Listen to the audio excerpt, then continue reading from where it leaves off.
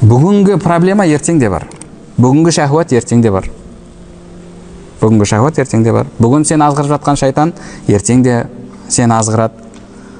Қайтаға ертең сенің тәубе етуің бүгіннен гөрі қиындау болуы мүмкін.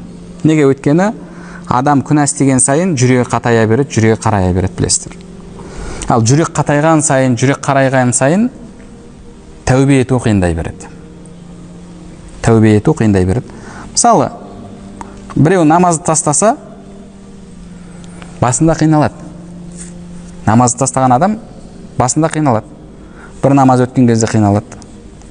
Қайтадан қазасын оқымаса, екінші намаздың қазасы өткен кезде тағы да қиналады, бірақ алдыңғыдан аздау болады. Сөйтіп, үйреніп қалады адам. Бір ай намаз оқымаған адам қиналмайды. Неге? Өйткені оқымауға үйреніп қалды.